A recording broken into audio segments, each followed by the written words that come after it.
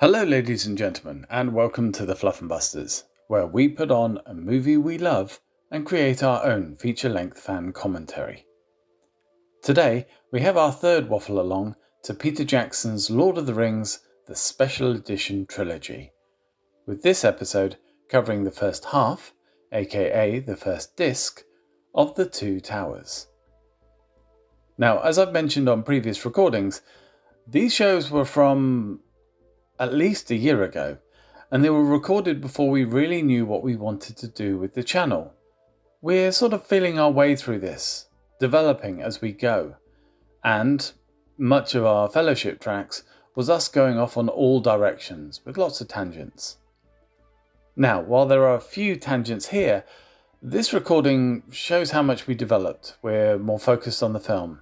It's not just wiki facts, and we're certainly not repeating quotes or reacting to stuff that we've seen before. We cover more elements of the film that we find interesting, we discuss it, and we delve a lot more into elements of the book and how they translate across. Now, I'll admit, it's still not your standard fan commentary, but it is a step towards where we're heading in our recordings for 2026. So, if you enjoy a little bit more of a gentler, more random commentary over the Christmas period, or you just like the idea of us waffling in the background while you get on with your creative projects, then do stick with us. Now, with that intro done, I'll pass you back to our former selves. I believe Dee was relating the amount of shows that we'd recorded at that point.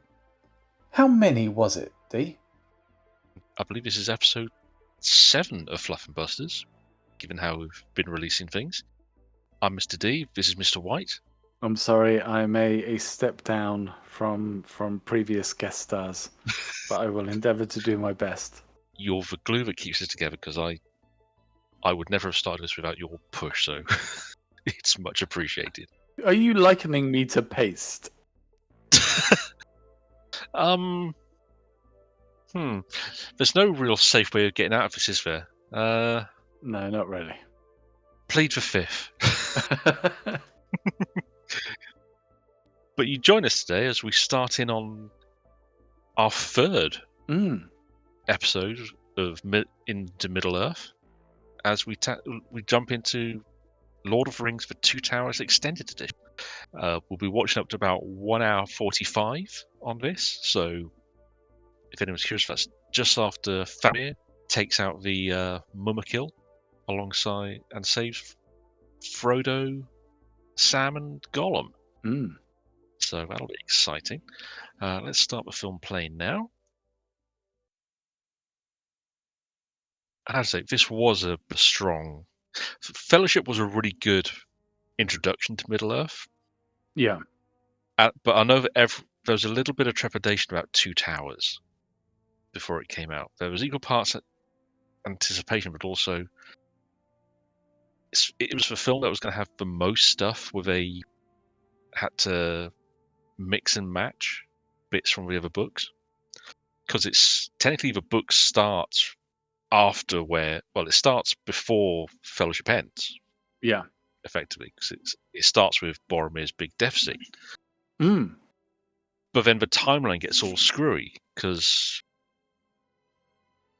I'm trying to remember, do Frodo and Sam run into Shelob at the end of Two Towers of the book?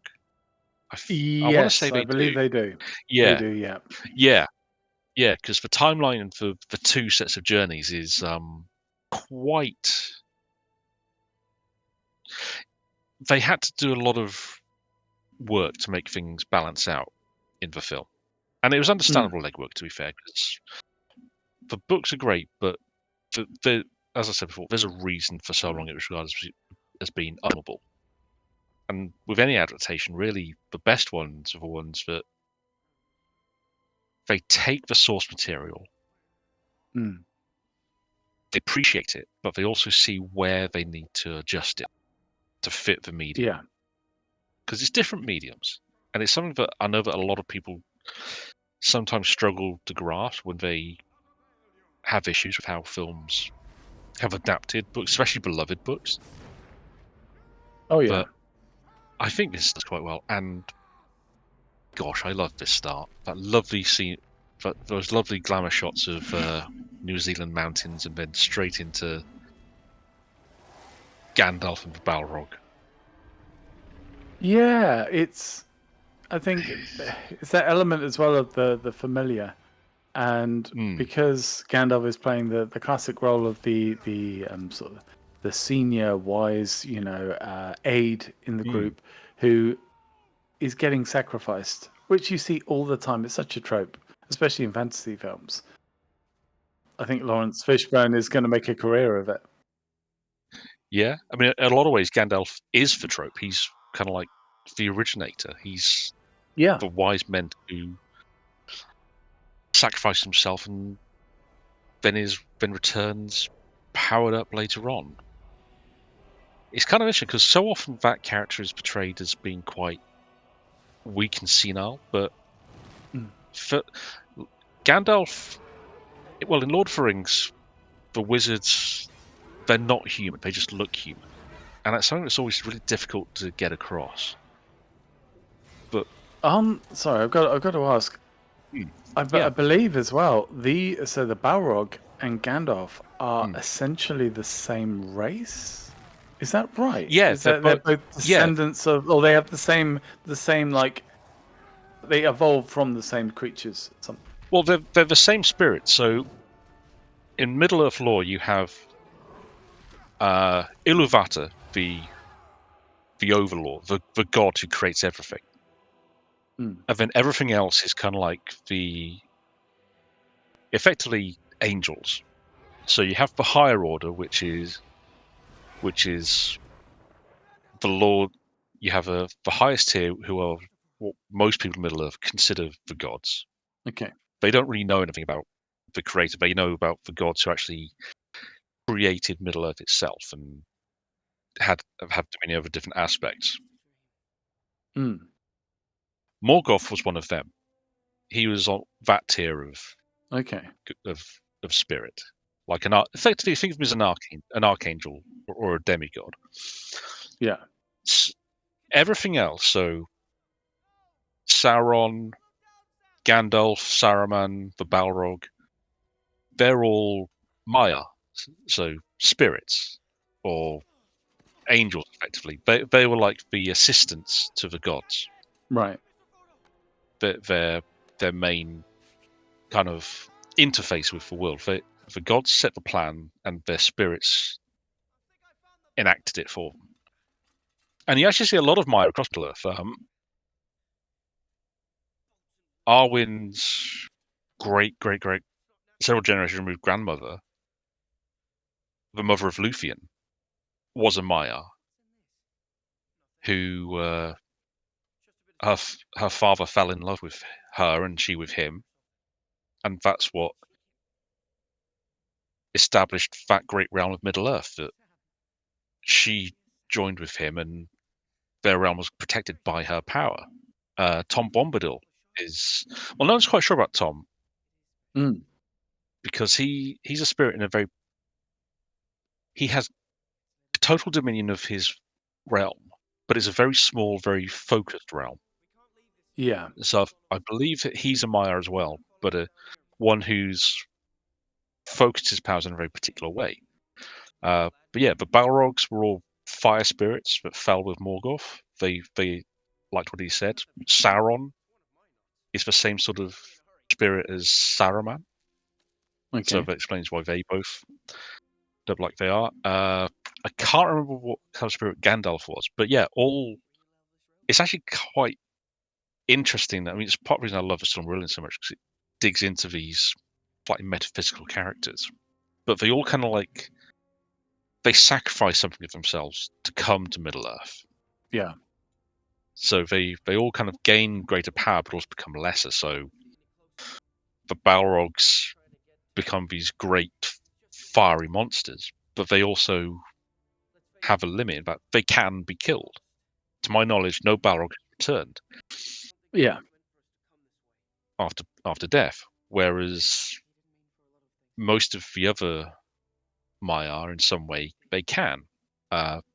Saruman ends up dying because the wizards focus a lot of their power into their staffs. to give them to help them in their, to let them focus their power to Middle Earth. Saruman, when he loses his staff, that effectively renders him fully mortal. Ah, okay. Not that he couldn't have been killed before, but it makes it means he can no longer return because his spirit's more closely bound to his flesh. Yeah. Sauron, because he bound so much of his power into the One Ring, he is fully obliterated, whereas Morgoth technically is not dead. Morgoth, one of the unfinished pieces of Middle-earth lore is that Morgoth is kind of fated to return eventually, because he's been banished to the void beyond the celestial sphere, to the outer realms. Okay. And this is like after he had like 2 or 3 chances, which is kind of funny. But yeah, it is an interesting one. It's like I mean, it's partly why Gandalf is able to fight the Balrog anyway, because he is of the same spirit, and he happens to be armed with one of the powerfulest swords in Middle Earth, Glamdring. But yeah, it's never really made a huge deal of, is it? It's never, it's not. especially in the film. It's a sword, and that's kind of about it. Because, I mean, the cliche of the wizard and his staff, which you're right, it's like Gandalf did a lot to put that into the public's view. But yeah, the sword is almost like it's not an afterthought, but it's one of those things that in the book you'd appreciate it. In the film, most people wouldn't even realize. I mean, I'll be honest. When I saw his sword first time I watched Fellowship, I got all giddy because I was like, "Oh, they did the thing. They made Glamdring. It looks different to all the other swords. That's cool." Cool. And I did kind of dig in when they did the Hobbit. They actually had the Goblin King really get terrified, and Elrond kind of geeks out about it, which I enjoyed both of those scenes, to be fair. But they weren't essential to the film because Glamdring, by that point, it wasn't really relevant to the events that were going on. It was handy that Gandalf had it. Yeah. But it's also because Gandalf, again, he's both the kind of like the ground zero for the archetype of the wise, wizardly mentor character. But he's also he's not entirely that. He's also, we see it much more in this film and especially Return. He's also the general, the warrior. And that's cut. I mean, GW kind of ran with it. They created a whole subclass of their wizards. The Grey Wizards of Fantasy Battle are explicitly Gandalf as a sub-faction, effectively. They're all wizards, generally with long grey beards and grey robes, known for travelling the lands, fighting evil with staff and blade. Yeah. And I kind of like that they took they took that key element of Gandalf, which a lot of people do tend to forget, and they really made it a bit of a focus of their own system in a way that, yeah, it's not like they were the only ones to do it, but it was interesting how it was probably more than a little bit of, I think they did it very intentionally because the sculptors, well, the wizard in the big floppy hat is a classic bit of archetyping. But also the fact that they did then develop it further was kind of fun because they could have just left it and said, "Oh, they're wizards," but no, they had the 8 winds of magic and colleges of magic, and they thought, "Well, we have this particular wizard archetype. We're going to stick with it," which I always enjoyed that. I've sorry, I've already got a whole bunch of questions here. So, and by the way, listeners, Crack on. we've already talked more about the actual film that we're watching at the moment than we did in the entirety of Fellowship of the Ring. So, This is congratulations, true. good for us. We're doing well. But you mentioned at the start, because the nice thing about this is we can always talk about performance, especially this stuff that we're seeing. We can talk about this performance at any point during the movie. But Yeah. so for people that aren't familiar, The Two Towers is essentially two separate books. Would you say? And it's the two I would. the two stories, or the two general stories, or Yeah, that's fair, because the way it's structured, and it's been well since I last read it, but you pretty much have the Aragorn, Legolas, and Gimli story as the first half of the book, yeah, and then the back half is Frodo, Sam, and Gollum's journey, which is quite interesting because that's not really a structure you'd find in most modern fiction. Normally, you'd alternate chapters, yeah, or you'd have sections, then you'd go back. You wouldn't just focus, because of the way Tolkien was writing the books and his plan for them. I mean, again, it has to be spelled out. He never intended for this to become a novel. He was only writing these stories down because his son was calling him out on making mistakes, or getting things wrong in the retelling of the tales he was telling them to go to when they were going to bed. yeah, But it's also why Lord of the Rings works so well as the big, thick omnibus editions you get quite often, because it's not so much 3 books as it's one long story split into 3 books, yeah, which is more than a lot of other fiction out there. I mean, most, especially fantasy fiction, most of it is written as this distinct books in their own right. Very few of them flow like Lord of the Rings does, which is very intentional because, well, the way Lord of the Rings was published was a very unique experience, and the modern market doesn't really sustain itself the same way for books, unfortunately. But yeah, it's kind of interesting because then you get to Return, and yeah, Return kind of flips thing again, because it splits it again into basically 2 stories eventually. You follow the main band of heroes, and then Sam and Frodo on their own journey. And I mean, they don't intersect again until literally the end of the book, yeah. much as they do in the films. It's kind of fascinating. I mean, they've had to add in some connectivity. So stuff that one party sees is then seen or met by the other party. And there's brief hints that they're not completely in they're not they're not completely unconnected.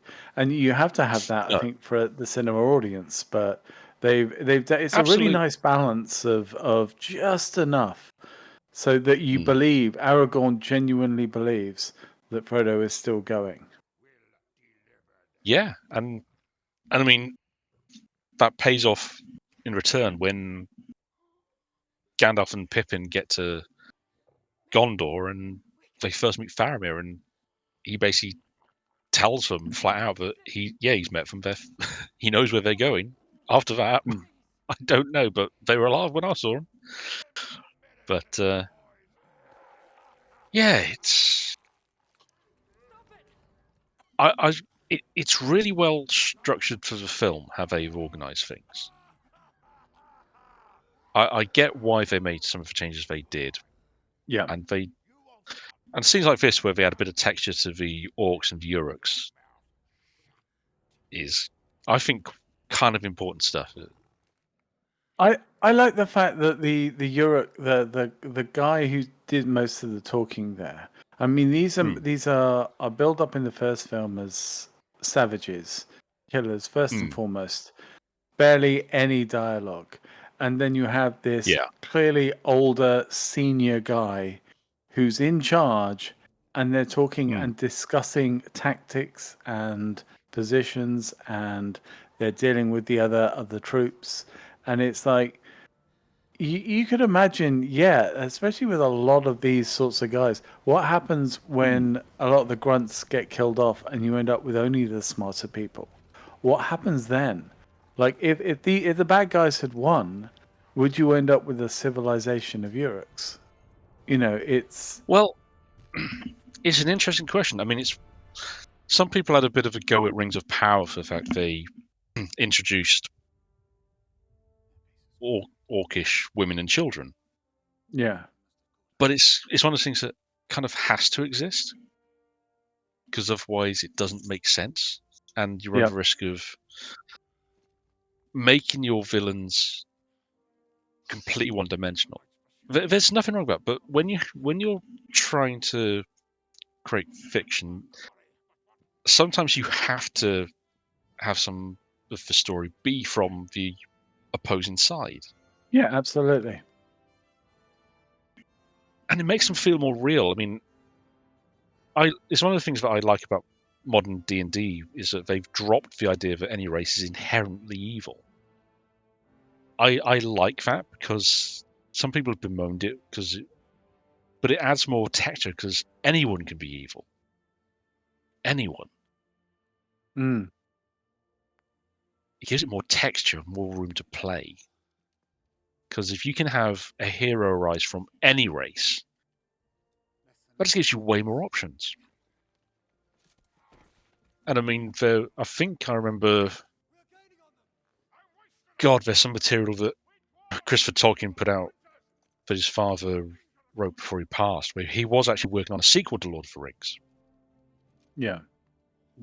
And there was, I think, at least a chapter or two where Aragorn is several decades into Aragorn's rule of Gondor, and you basically have like a counterculture arising amongst Gondorian youth, where they're kind of romanticizing Sauron and his orcs. Oh. And like meeting in secret societies and wearing masks to imitate the features of an orc. Good grief.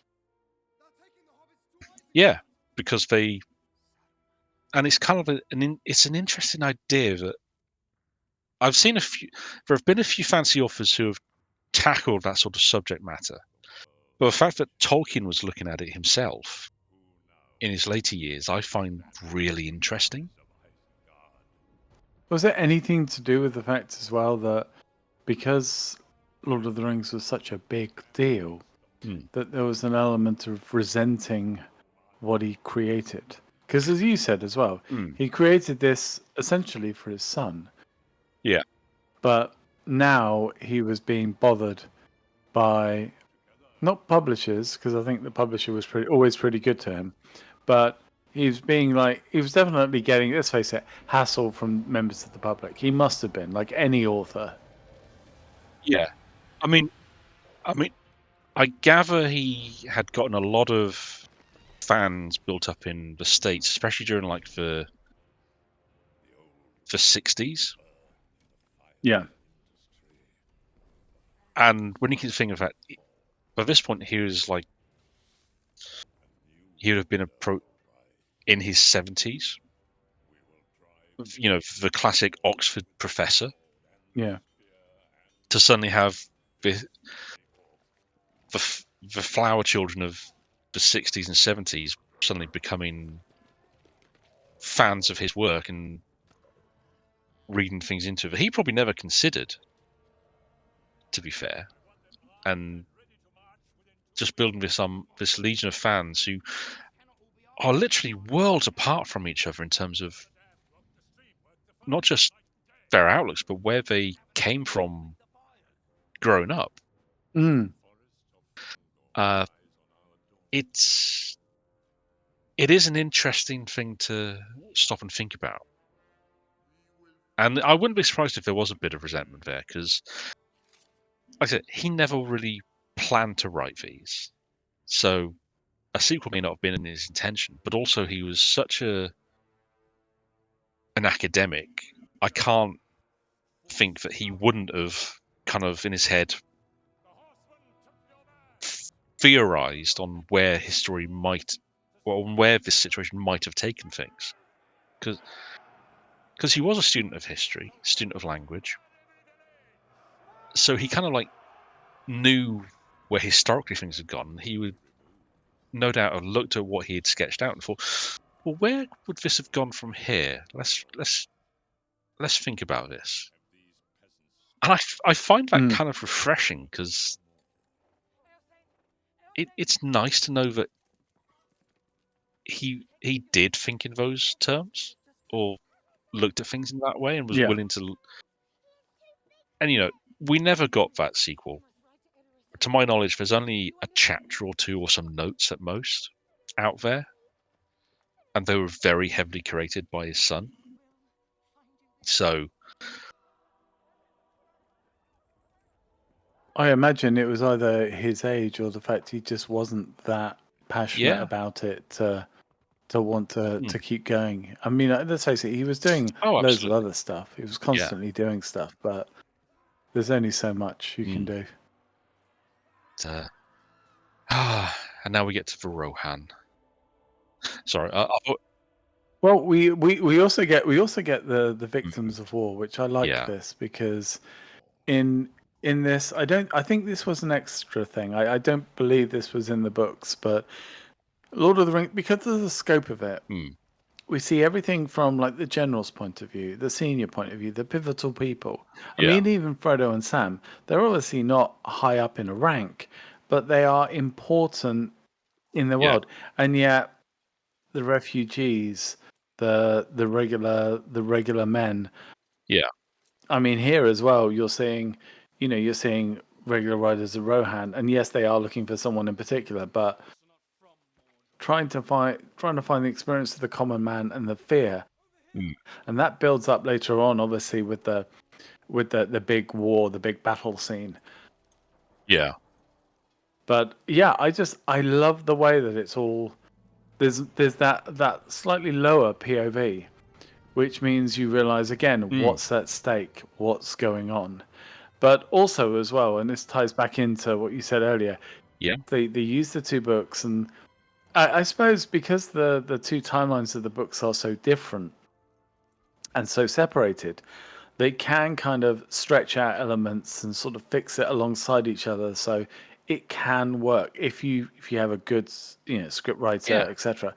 But they've also had to work so hard to emphasize these characters and add in all these extra little moments. And it's weird because you take it for granted. Like, people, there's nothing wrong, by the way, if you're listening to this and you're like, look, I don't read the books, sorry, is that a crime? And I'm like, no, it's not a crime. Of course it's not. This film is not made for people who just read the books.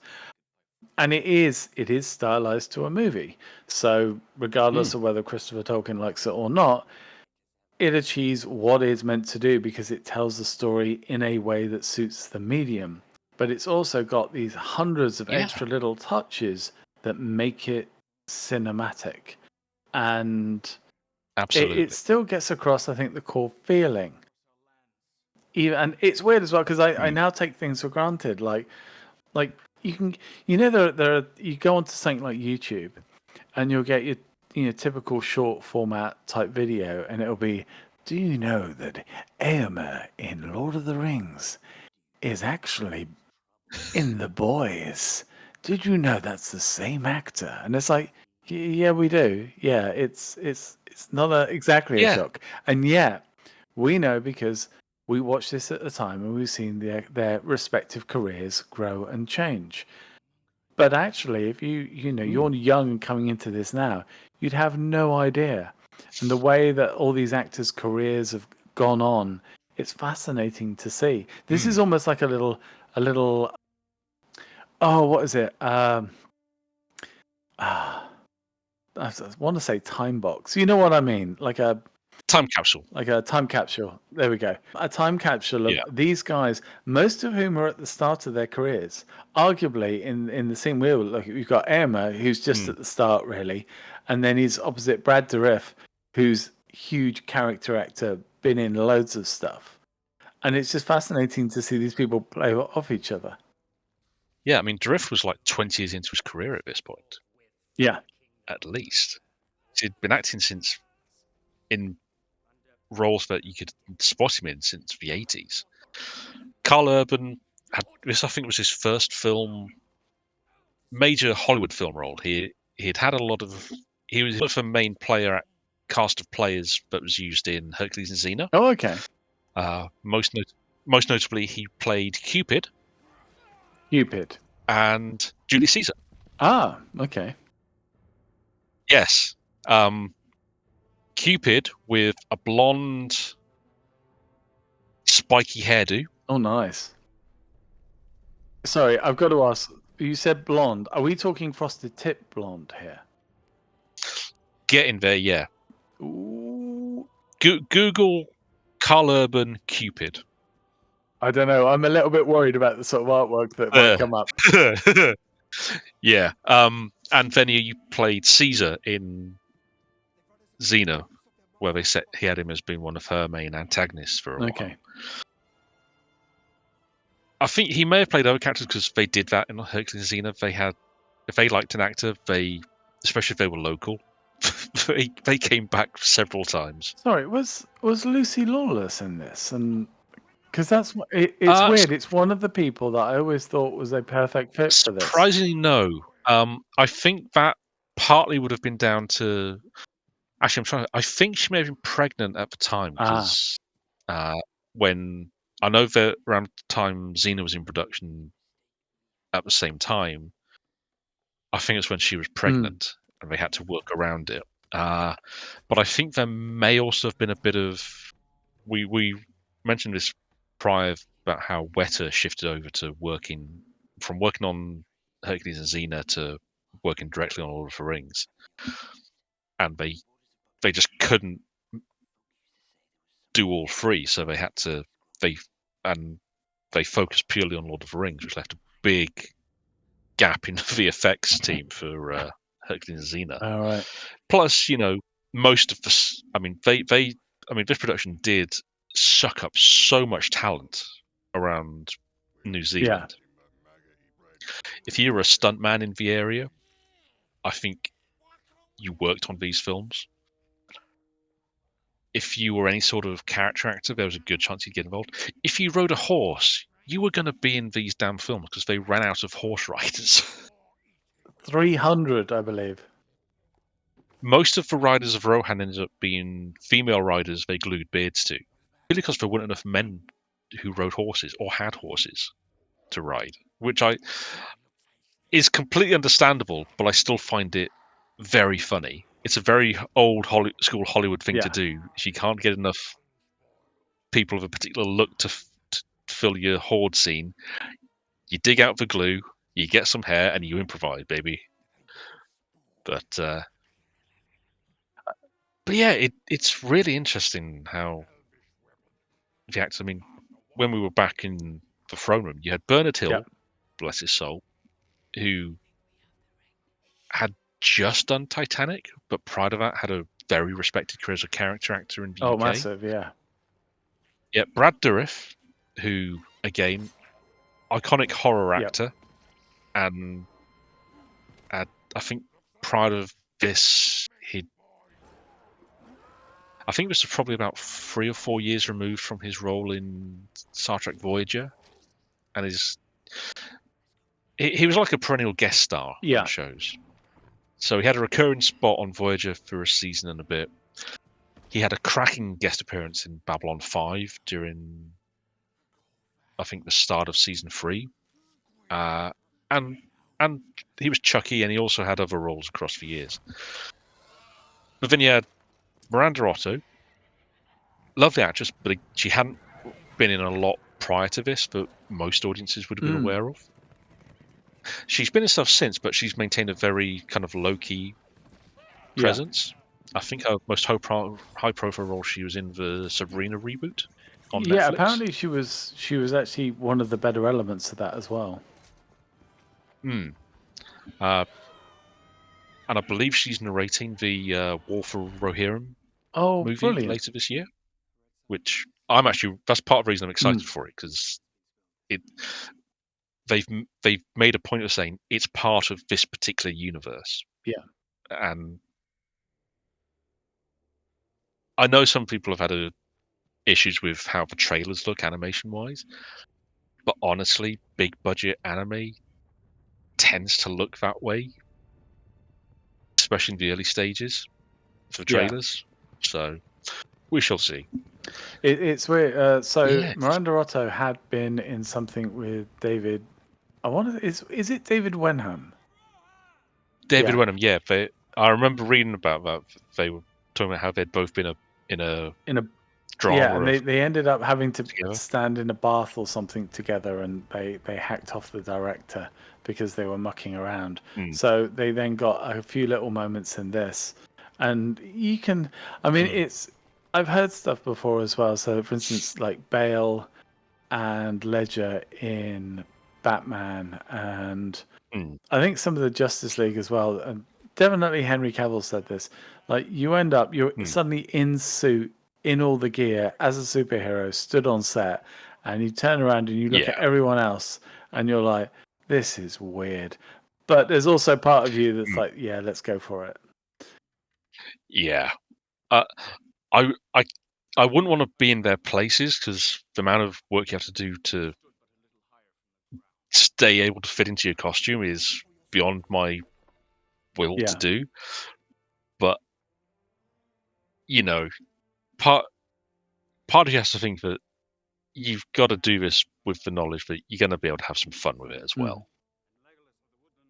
You get paid to play dress up. What's not to love about that?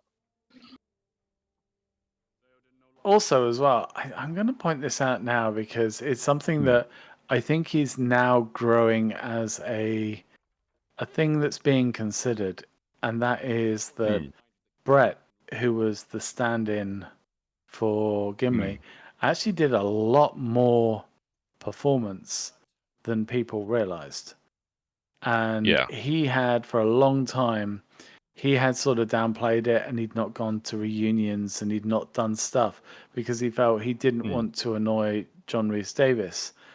But the reality is that John Rhys-Davies had he didn't have the strongest relationship, I don't think, with the rest of the production.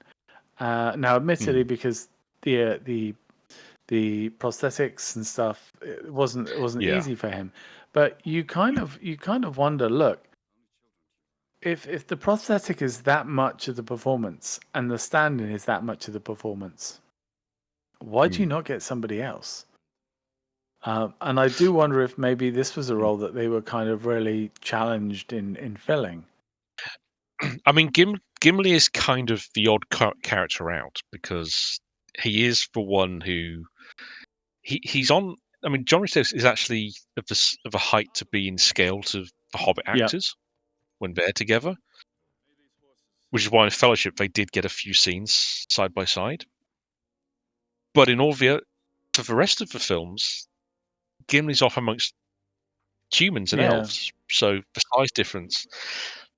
It's kind of what Ian McKellen ran into on the Hobbit films during the opening scenes, where he's the odd man out. So you can kind of understand how that would lead to Rhys-Davies not having the same sort of relationship to the cast, because he couldn't do. I mean, don't get me wrong, he puts in some good stuff, and I know that I get why they wanted him, because you needed that particular timbre of voice. And the thing is, let's be honest, he has a very dwarfish presence, John Rhys-Davies. He's a big guy who put him in a dwarfish costume, and he looks right for a dwarf. And I mean, actors-wise, I mean, when this came out, I was thinking that if they'd done The Hobbit sooner, I'd have loved to seen the likes of Brian Cox, Jim Brown, those sort of really big British actors who also have very distinct voices. Oh yeah, absolutely. And the thing is, when you think about it, it's not a very big market to draw from pool wise for those sort of actors. And Rhys Davies did he was of those sort of actors, he was one who did tend to do more of the sci-fi fantasy type genre stuff. Yeah. Whereas a lot of the others were a bit more serious. I mean, Brian Cox, he's done a few genre films, but he's normally been very clearly Brian Cox. So, although part of me would have loved to seen him from try and get him into a makeup chair to put on full dwarf makeup, that would almost have been a making of film in its own right. You could have quite happily stuck That'd with. be amazing. Yeah. I'm gonna point out something here as well, and I'm so glad that we are past that moment that we are not going to talk about because nobody needs to know. But what we can talk about is Viggo, his acting when he's merely trying to figure out what is going on. You completely believe him. Absolutely. The subtleties of his performance are in the most mundane of moments, and it just I think as we talked about this before as well, the 3-year shoot or whatever it was, the fact that the films were shot together and they had this huge benefit, and this predates. This is actually not too far distant from the early Phase 1 of Marvel, in that you had characters and you had actors going back to roles, either continuing shooting between films or very short periods of time that match the character. So it feels right. So the differences in the character's attitude to life or to his friends or to people, it works because they've changed 6 months, but it's been 6 months. Where obviously in later Marvel films, you're catching up on the same character, but guess what? It's been like 6 years. And so suddenly, without realizing it, the actor has changed, the script has changed, the needs for what the actor needs to do have changed. There's so much stuff. They don't feel like the same characters, where of course, because this is all one shoot, you see Aragorn, he is absolutely the same as when you last saw him. And Merry and Pippin, they've not overdone the humor. They've not ramped it up because it was successful before. You guarantee if this had been a gap between the two shoots, these guys would have been sillier because everyone would have wanted them to be sillier. Where they're not really. No, they have moments. I mean, the biggest thing about these films is that given how people reacted to Legolas in Fellowship, they added more kind of hero moments for him across towers and turns. But each one gives him a particular scene to show off. Yeah. Which is not. I flip and flop on whether I like those or not, depending on how I feel, to be fair. I think Gimli is used to kind of offset that in the third film because he kind of speaks for the audience then. Yeah, he lampshades it quite nicely. But it's an interesting one because it's, like I say, the important thing is they did do reshoots across the productions of all three, post-production for all three movies. And it's actually, I'm still fascinated to see by how much stuff we know they shot, which we've never seen outside of brief behind-the-scenes snippets, like Arwen at Helm's Deep is the most obvious one, which, again, I'd find fascinating. We know that there was stuff shot of Eowyn underneath Helm's Deep in the caves, fighting off orcs who'd got in.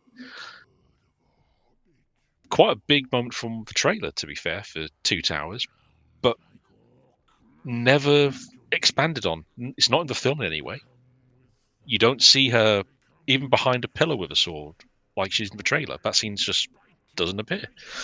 It's kind of interesting. Well, here's the thing. My goodness, there's so many things of this conversation already. We could probably fill the rest of the video. But so starting with that, here's the thing for you then. Do you think the reason why we've not gotten that is simply because the medium that it would normally be sold on is not viable anymore? Meaning, the only way they would want to put this out is on a DVD or Blu-ray, and the fact is, those don't sell enough now to be worth doing it. I don't know, because I mean, we do see more. We I don't know about you, but I do keep seeing updates and new like 4K Blu-ray box sets for different films lined up. I know there's a new set coming for The Lord of the Rings, but they're not. The big selling points. It used to be the selling point was, oh, we're going to put some additional content on as well. There doesn't feel to be as much of that anymore. No. And that's kind of I do think that's a shame. I don't think you're entirely wrong, because those mediums don't sell as much. I mean, I remember prior to last Christmas, there was a big special box set, the Picard collection, the Star Trek. And that was all of Next Gen, all the Next Gen movies, and all 3 seasons of Star Trek Picard on Blu-ray, Right. in a big red collector's case with some Chateau Picard shot glasses, coasters, and quite a lot of extra content, to be fair, on the discs. Yeah. About 200 quid, which is not bad for that amount of content. When you talk about a complete series, I know some people get very twitchy when they see how much some shows can cost to buy a whole series in one set, or even as particular series. But I tend to take a different perspective. I try and think in terms of how much content you're actually getting, and sometimes, more often than not, you can actually justify the price if you stop and think about it, because we have gotten a little bit used to being able to buy shows for, honestly, ridiculously cheap. I mean, I don't know about you, I bought all of DS9 on VHS when it came out, like 2 episodes to a tape, for 13, 14 quid. And now you can buy the entire series for like 50 or less in most cases. Yeah. And that's an astonishing amount of content for, frankly, barely any money at all if you stop and think about it. So yeah, it seems to be that it's weird. The value, I think the value of recordings, even though the value of holding on to your recordings, like no studio you're never going to have a situation like the BBC did in the 60s and 70s where they're junking shows because they just need more space. Everyone is holding on to the stuff they own, even if they don't have the IP for it anymore. They're holding on to it because it's always valuable, because they can always find a way to repackage and resell it. And you're definitely getting that. And I think you're right. It's like that people are then like the Treks as well, and because as well Trek at the moment is in a very different form and is distributed in a different way. Like sometimes they'll put out like a box set of, I don't know, Deep Space Nine, because it's kind of comfort food. It's like a nice big hefty chat, and you know as well that you're seeing a nice long narrative story. So I mean, that's always cool. I have no doubt that Peter Jackson probably has copies of everything he's ever shot, because he's that sort of filmmaker. He's a film buff. He's like your Lucas's, your Ford Coppola's, your Spielberg's, the sort of filmmaker who isn't just, the money's good, but also they adore film as a medium and what it can mean, and they believe in preserving things. But we are starting to see, unfortunately, situations where Discovery Warner Brothers junks entire films and shows to get a tax break. I mean, there's some stuff. It's not as bad for a show that's already been out because you will be able to find a way to watch it because people are crafty like that. It's still annoying, but you can find ways around it. And in fact, a lot of creators have actually encouraged people to do that. But it's when you get things like Batgirl and Coyote versus Acme, two films that were ready to go, and they get junked for a tax break. And that they don't exist anymore. Coyote versus Acme might still do in some form, but by all accounts, Batgirl was deleted off the servers. The directors tried to get copies before that happened, but they were too late. By the time they found out, it was gone. It's shocking, isn't it? Because the thing is as well that when it came to light, just how they'd done it, they junked it at a certain time, purely not just because they could get a tax break, but because it meant as well that the bosses earned more in a certain fiscal year, and therefore they got bonuses. And you just think that's just horrific. And these aren't even. It's not like these people are the bosses in question are poorly compensated. They're on obscene amounts of money, and you just think you're just treating this as a game. It's not actually money to you, is it? It's just a score. And I can't imagine what it's like to be the person on the other side of things. The team, not just the directors, but everyone involved in the creation of these products. Because they're not small undertakings. No production is. It takes everyone's time and effort. Doesn't matter who you are on a production, it takes time out of your life. And I can't imagine what it would be like to see it not even being given a chance, just for an exec to say, "Look at this, I made number go up."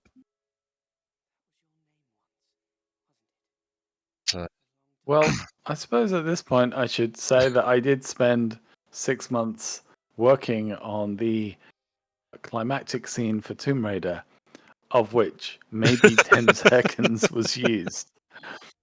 And almost the entirety of what we shot was just completely junked because it wasn't needed. Ouch.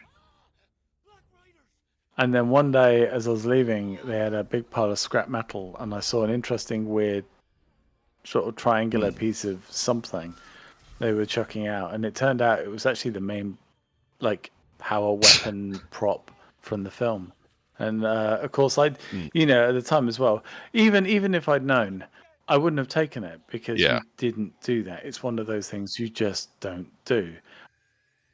And if I'd been caught, I would have been dead. But it's crazy just how many of those things that you see and you work on, and then they don't get used. But entire movies, you feel for them. In their defense, they could say, well, everyone was paid, but it was like, but you're often depending on that for your reputation in Hollywood. And I guarantee that somewhere, somehow, someone has a copy of that. I guarantee somewhere along the line, because the thing is, at the very least, there will be copies of the film as it was sent to the studio executives so they could make the choice of whether to keep it or not. And so give it 10 years down the line, and I'm sure someone's going to kind of flash up with a copy. But it's just the whole idea that they sacrificed it purely for profit. And the thing was, they then, what was it? Instead of they kept going with Flash, which made no sense. One, it's not a very good film anyway. It features some of the worst uses of CGI to resurrect actors who are no longer with us. Not even for any real purpose. It's the most cynical way possible.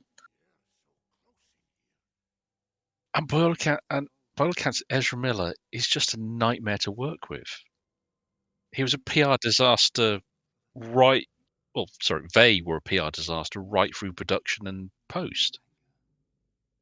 And I don't think I've seen Venom attached to anything since then. I think he's disappeared. Whereas Batgirl had a solid cast. I mean, some people say that it didn't test well, but I've also heard reports that it tested very well. Same thing for Coyote versus Acme. That tested extremely well by all accounts. Oh, let's face it as well. Batgirl had Michael Keaton. Like, why would you not? I mean, even in the very worst, like in Flash, Michael Keaton is Michael Keaton. Why would you not? Why would you not give this guy his flowers? Like, he was half the reason why people got excited for anything. Yeah, I mean, anytime I've seen his name attached to something, I'm always at least interested. Because he is, the last decade and a half, he had a period where he made a few questionable choices, but in terms of the films he went with. But for Birdman, my God, what a performance. Yeah. Oh, wow. That was sensational. And I mean, basically, since then, he's never not been less than superb. He's done some. I think he's done the obligatory like Amazon stuff, the smaller stuff. So it's maybe not generated huge films out of it, but yeah, he's regarded extremely highly. He's also an actor as well that I think is long since tired of this stuff. The press and he's very much like the positive version of Mel Gibson, in that Mel Gibson has his own ideas and his own stuff, and he will not countenance anyone trying to tell him otherwise. And he's leaned into it, and so he's become the bad guy in Hollywood. But he's kept going, and funnily enough, he's carved out an interesting career for himself now. But he doesn't need to prove himself anymore, and he's already made his money, so he can just keep going as he's going. In the same way, Michael Keaton has done the same thing. He's made his money. He's done what he needed to do. He's achieved everything outside of, I don't know, maybe awards. I don't know if he's naturally that driven towards them, but you can tell that it's like he will still at least be civil. And occasionally, if he says, is there anything that annoys you? And he will go, yeah, I'm sick and tired of people going, hey, Batman. But at the same time, he's kind of like leaned into it a little in recent years, and he's not been so bad. I just wish someone would have allowed him to play Batman properly and play Bruce Wayne properly. And maybe the Batgirl thing was the reason why, a time where you had that. But yeah, I don't know. By the way, I just remembered as well something. So we've just seen, and again, it's for the third time in this recording, which is pretty good going for us. We have just seen Gandalf defeating the Balrog. However, as you more learned fans will know, he didn't defeat the Balrog alone, because he defeated it with a cast of characters from a computer game that we never see. And yet only he is shown like recovering. The rest of them have to piss off and do some other crap for the rest of the movie. But yes, it's so weird. Sorry, sneezing fit just there. Do apologise. That's okay. Yeah, I have to. I have to applaud the balls of the Third Age team for trying to do that. To be honest, I don't envy them in the slightest. But to make effectively a Middle Earth branded Final Fantasy type RPG that had to run alongside these films, that I can't imagine what it's been like on the dev team to get that assignment. Equal parts excitement and then the realization of, oh shit. Yeah, it's got to be a challenge. You know what I'm really surprised by, though? That they never put a scene into either the Two Towers Return of the King action video games where Gandalf fights a Balrog. that's not in either of those two films, which you'd think would be, I mean, a dead cert for Return. To maybe just to give you an introduction to Gandalf's combat. But yeah, that's actually a good point, because you fight trolls a few times. But I've just realised something, and yeah, it's weird. This is the first thing we've done in a long time where I'm actually watching the film, because normally I'm like head in the clouds. I love the way the cast here. I mean, I know Gimli's in his own shot, etc., but the stuff with Aragorn and Gandalf, they've just had a scene where they convey a lot of stuff and a lot of emotion. They don't look at each other. They are talking to Gimli, and they are as well talking to each other. But because they know each other so well, and there's that camaraderie, and they're instantly back on good terms, and they instantly trust each other, that they're talking almost around him and kind of taking the mic and kind of doing other stuff. Yeah. But it's that familiarity. It's that closeness that actors, when they actually get on, that they do so well. For those that massive proportion of the audience of Lord of the Rings fans who are horsey girls, this is probably your porn moment. I mean, it's either this or the scene later on where Aragorn talks to what's going to be his horse.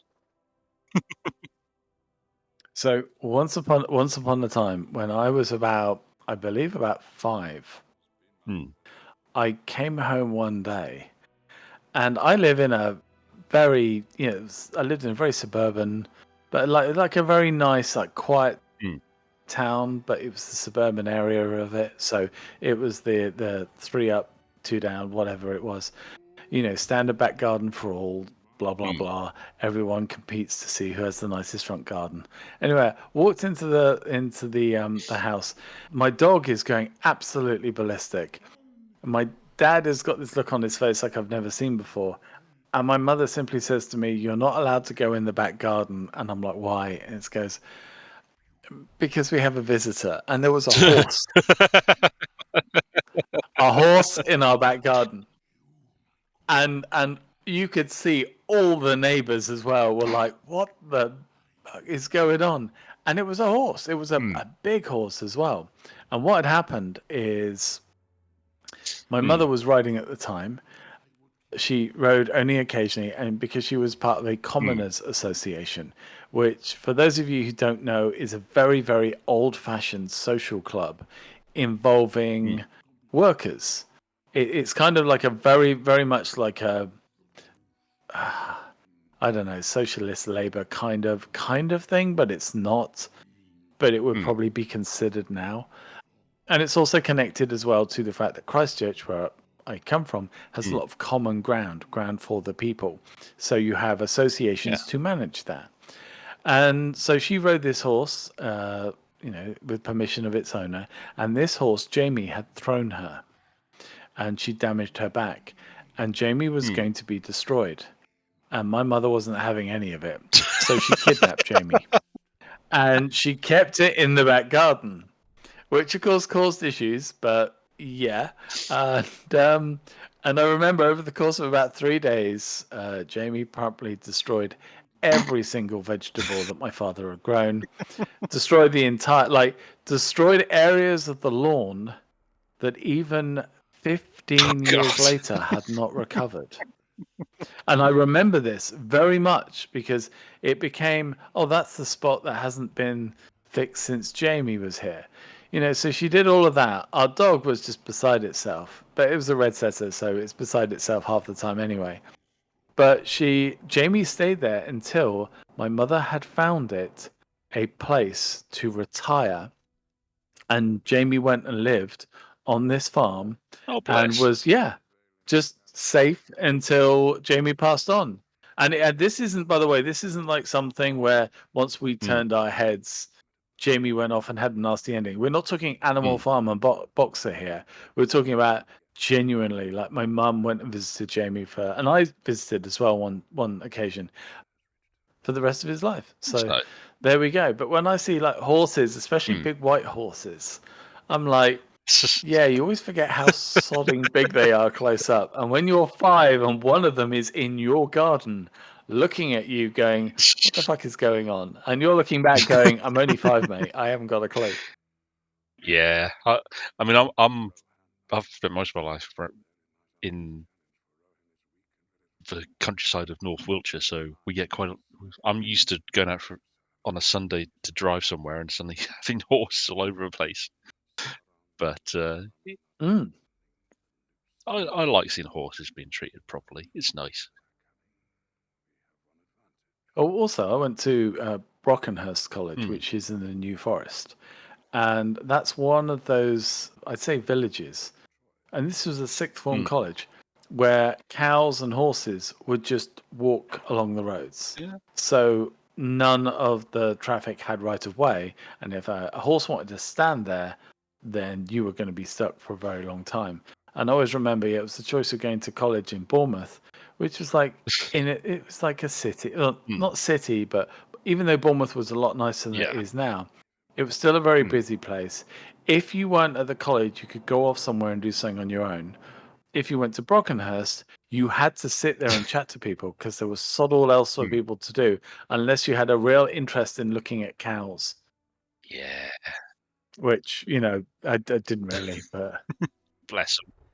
Now I know we just left them, but with Gandalf coming back as Gandalf the White, is there an issue? I know they quickly send him off again, but is it the fact that because when you've got Gandalf and you've got, I don't know, any of the 3 main characters from that side of the plot, do you as a viewer feel too safe? There is a bit of that, especially as he's come back and he's very clearly not Gandalf the Grey anymore. He's a much more focused, much more... There's not as much patience to him anymore. Gandalf the Grey was... There's a reason he was the Grey Pilgrim. He was the Wanderer, the one who travelled Middle-earth. And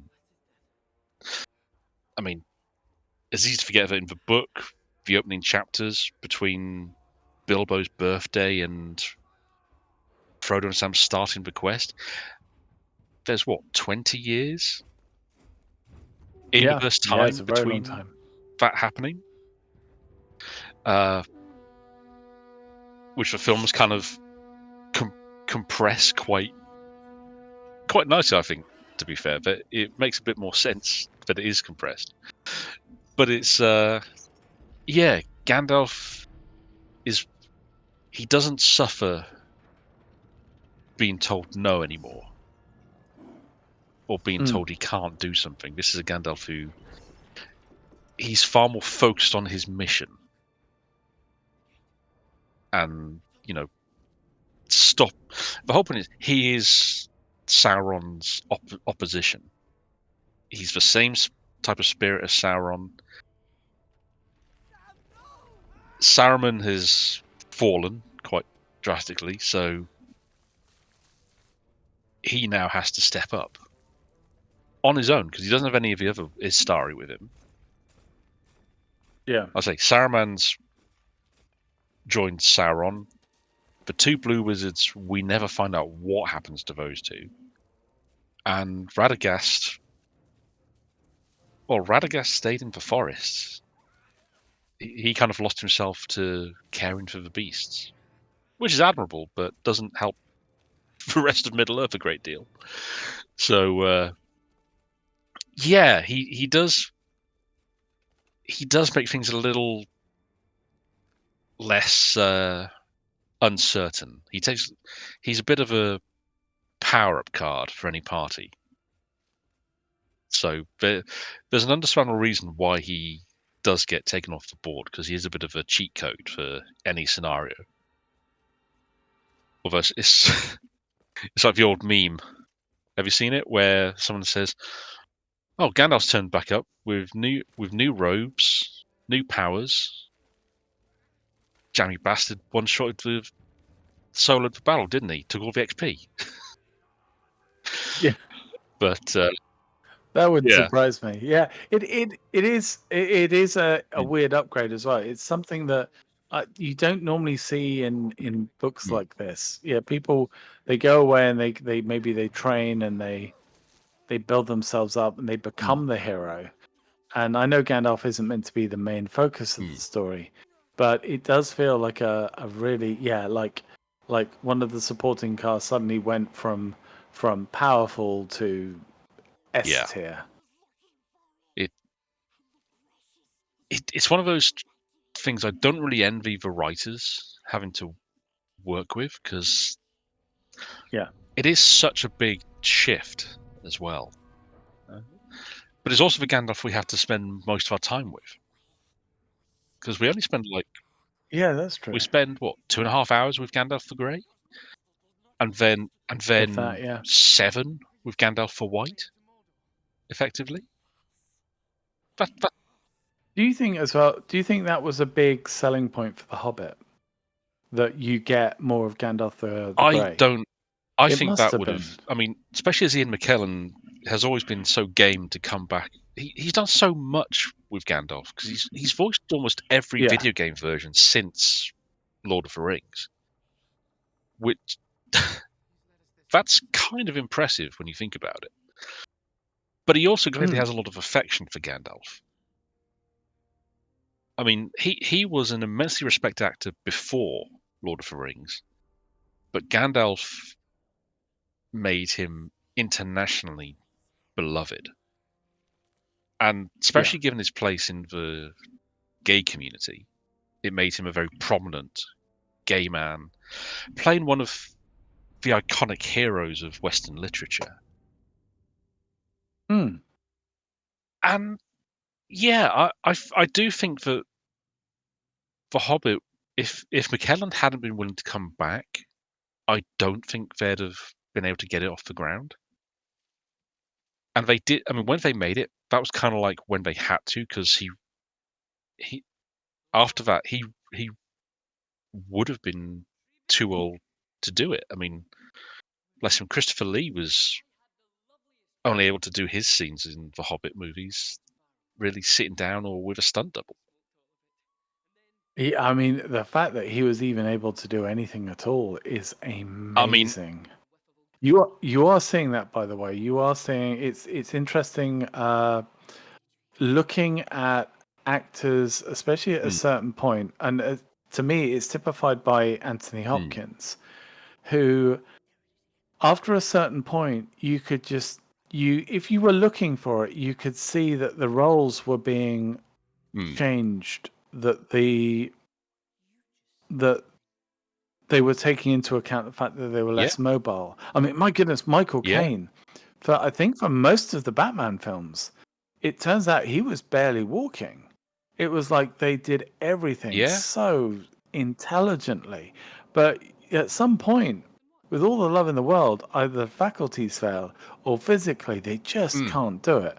And if you get to say the Michael Caine or the Anthony Hopkins, the problem is that they're like, well, we'll work around it. We just want your face there. So you end up with like the likes of Thor. Is it Thor Ragnarok with Anthony Hopkins and the hello goodbye? I think it is. Although that's, I mean, I still quite like that scene, to be fair. And I mean, he had quite a fun bit early in the movie where he gets to play Loki, and I actually quite like that scene, just because that scene there's some wonderfully choice dialogue of acting choices he made, playing Tom Hiddleston's Loki, playing Anthony Hopkins' Odin, which we hadn't seen before. We'd seen other actors doing the same trick. Chris Evans in For the Dark World, most notably. But that was the first time we'd seen Hopkins do that, and kind of reminded people that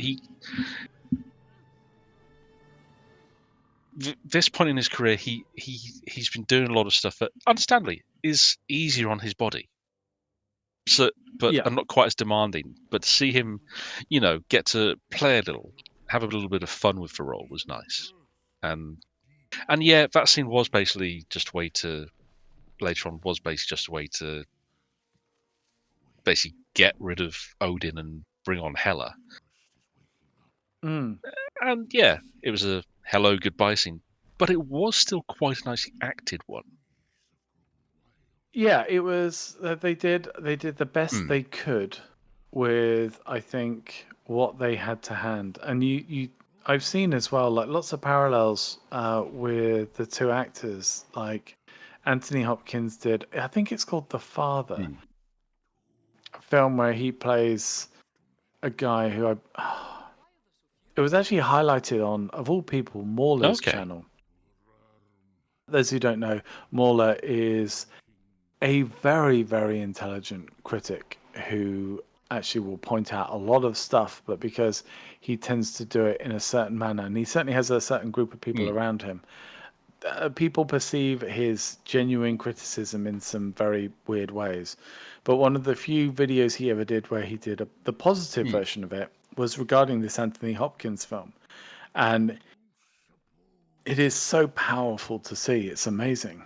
And then you had something similar with Michael Caine. Michael Caine did, I think he did one last film, which I think was a jewel robbery or something like that. But it was like the first film as well where they really played into the fact that he has real mobility issues. And then after that, he's like, right, that's it. I'm done. Yeah. I'm not doing it anymore. I'm just done. And you had that with Sean Connery as well. And the thing is that when some of these guys as well say, I'm done, you think, oh, that's it. They must be physically incapable of doing it. And it's like, no, they just, come on, give them a break. Like, everyone else retires at like 70 or 75 or whatever the government makes us do nowadays. But they're still going out to them when they're 80 and going, look, do you still have your faculties? Do you want to be at set at 6 o'clock in the morning and do a full day's work? No, like not really. Gene Hackman, he's in his mid-90s now. He retired nearly 2 decades ago, effectively. But he quietly completely as well, disappeared. But I've seen some photos showed up a year or two ago of him, and he looks fantastic. He looks happy. Yeah, He's chill. I'm just really annoyed that the press have got, oh, you won't believe what he looks like now. Yes, we will, because it's been 20 sodding years. That's not so great. But it's like Denzel Washington has said he's got like 5 movies lined up, and that's him done. Once they're filmed, he's finished. He's hanging things up, which, that I like. We're reaching a point now where a lot of these acts, not every actor can do this. For a lot of actors, the pay isn't great. But I appreciate the fact that some of these older actors are reaching a point where they are able to look at things and say, you know what, I've had a good career. I don't have to work myself to death. I have these films I want left to do, but I've agreed to do. Once they're done, I'm happy to call it a day. And because someone pointed out, Puzzle Gladiator 2 is due out in the end of this week as we're recording this. Yep. How Oliver Reed, his passing, and that left a massive. I mean, Oliver Reed was a presence we're probably never going to see again as an actor. Russell Crowe's probably become the closest in terms of presence. Thankfully, he's avoided a lot of more hell-raising antics that Reed carried on with that were a factor in his unfortunate passing. Yep. But Crowe's probably the only actor with the same sort of combination of both the ability to act and also sell you on the physicality of a character in that age bracket. And Reed could do that magnificently.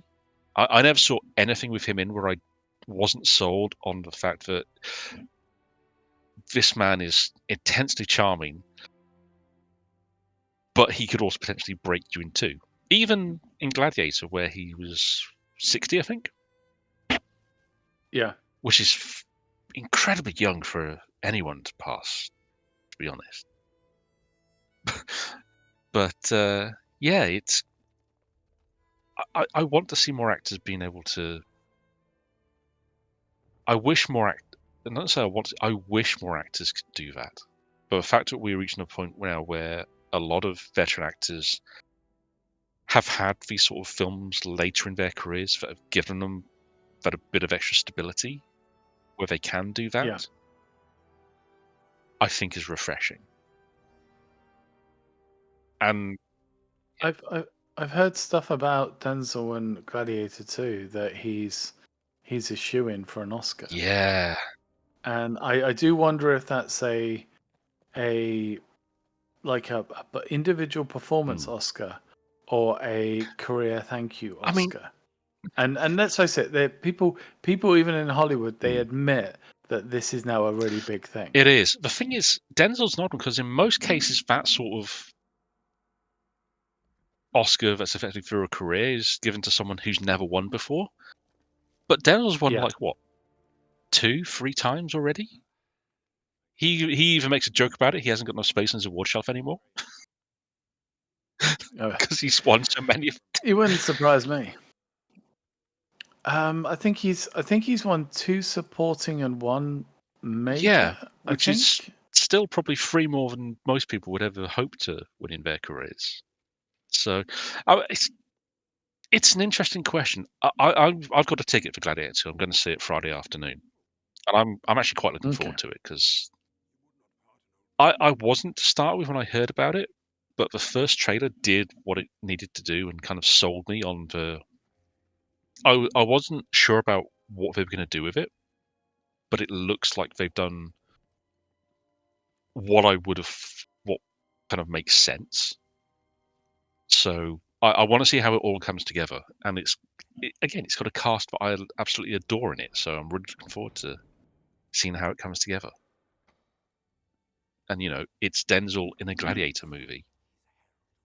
Clearly having the time of his life. So absolutely. Working with Ridley Scott, which, let's face it as well, like Scott is one of those actors. I've heard as well a lot about Christopher Nolan, where they don't ask you to do a lot, and then sometimes they might tell you to suddenly then do everything. But I'd imagine, I mean, even if you're Ridley Scott, the fact that you got Denzel in front of you and you're like about to call action, and he turns around and goes, right, anything you need, anything you want, any director's notes. It's Denzel. I mean, what are you going to say to him? Imagine that you're really tired, Denzel. Yeah. I mean, what was it? There was Gary Oldman there was an interview he did, and I think he may have been talking about Christopher Nolan on. Oh yes, I know the one you mean. Yeah. Where I think it was one of the Batman films, and he was hadn't been given any notes beforehand because Nolan's not that sort of director. He doesn't tend to do that. But he approached him before one take and just said, "Could you just turn it up a little bit more, bit more intent, bit more of this, please?" And Oldman got it. He said that was one of the best pieces of direction he's ever been given, because it was telling him exactly what, as the actor, he was required to give to the director. He came over to him and he said, "It's more important than that." Yeah. He doesn't need to know. He doesn't need all the ins and outs of why it's important. He just needs to know that it is important, and it's something that is easy to forget. That some actors probably really enjoy knowing everything about a character. Other actors just need you to give them what they need to give back what you need. And I can't imagine it's a skill that's easy to get across, because I mean, I can't imagine trying to direct some actors who have had storied careers. Relative to your own position as the director, that must still get intimidating from time to time. So, but yeah, it's kind of fascinating, that, to be fair. So, I got loads of notes for this, but true to form, I don't think I've used any of them. But the one thing I did pick up on my travels was a review at the time talking about this film, and it was from someone within the Lord of the Rings community. I think the book community. And like this scene was like one of his biggest gripes. Oh, okay. The idea that Saruman was kind of being battled through somebody else. And of course, as a viewer, you want to do it because you need to keep tying in Saruman. You need him to be there, and there's all these little cinematic tricks and whatever. But yeah, it was fascinating to see how. I mean, now you look at this film, and I mean, if you didn't like it at the time, you've forgotten about it. But if you liked it at the time or loved it at the time, then all of this is kind of holy footage to you, isn't it? It's all special. I have to admit as well, like he looks young. He looks younger than he should be. I know he's just gone from being like a possessed state, and he's not fully cleaned up, and they did a really good job of leaving some of that on him.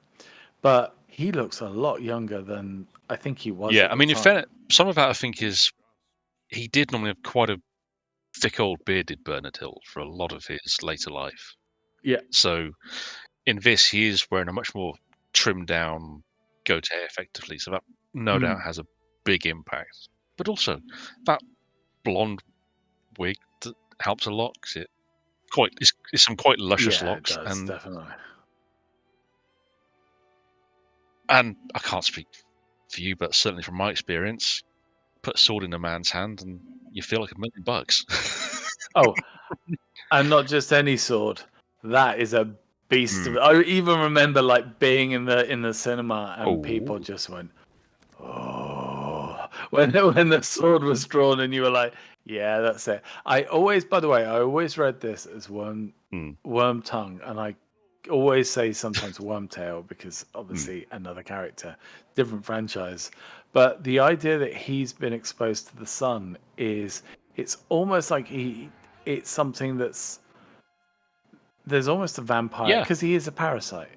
So to see him out in the sun is the most painful thing for him, which is crazy. And going back of what we just said as well, I love the idea that you had Ian McKellen, who, let's face it, Thesp, had played a lot of gentry roles and important roles, and he's there next to Mr. Gisser Job on the set, and I wonder if they ever filmed any just stuff of them chatting or rehearsal footage. Like I would love to see rehearsal footage of these guys. Oh, absolutely. As well, like being their regular selves, but just starting to tap into those characters. And of course, this character, for Bernard as well. I mean, I think he's got kids. I'm sure he's got kids. I think so, yeah. But you imagine your dad's done a lot of roles, and a lot of them been social commentary roles. Boys from the Black stuff is obviously a big one for him, and he's done all these serious dramas. And so you tend to look at your fathers doing this job or that job, and like a lot of actors will then do that extra role.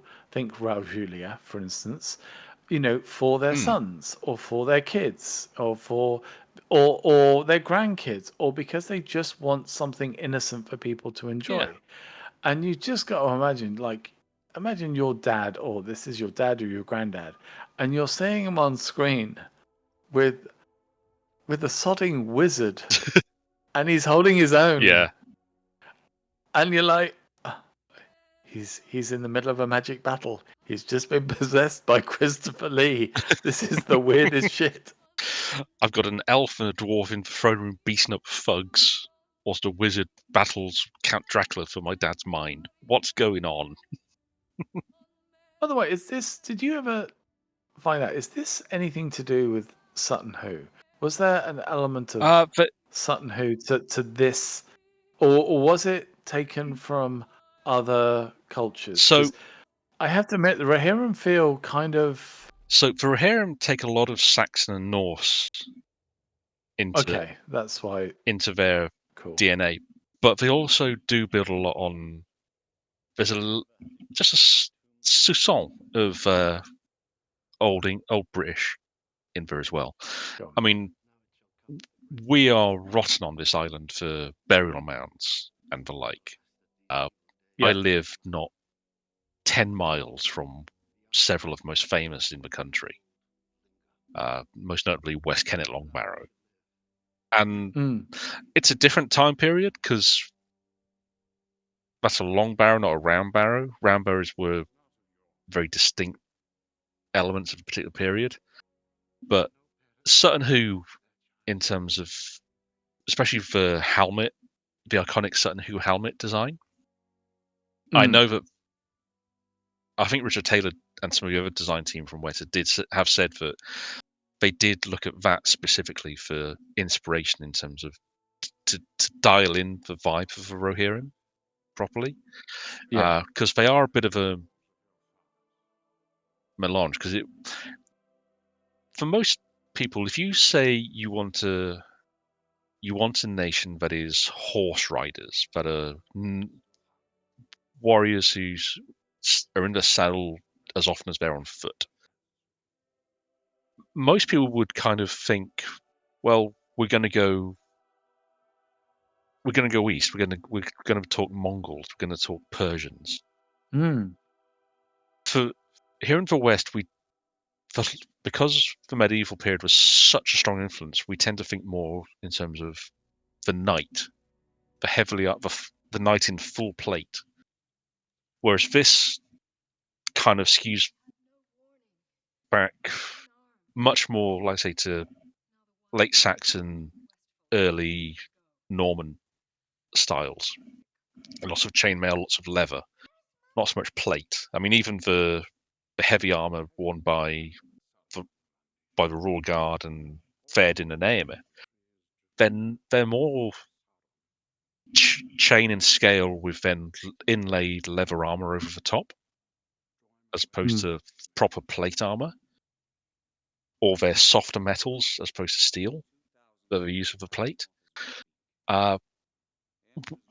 Which for me, because I've got a background in archaeology and ancient history and like, I find that stuff fascinating anyway, just to see how they've interpreted designs.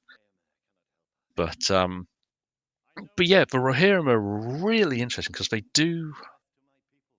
they are probably the most Saxon coded of Tolkien's creations.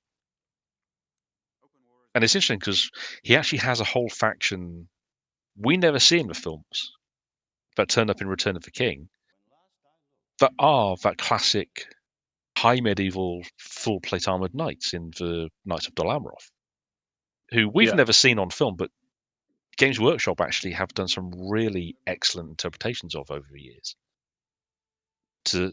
while still making them fit the same Middle Earth aesthetic, which is again really interesting stuff to think about when if you take a moment and go, oh yeah, that is kind of interesting.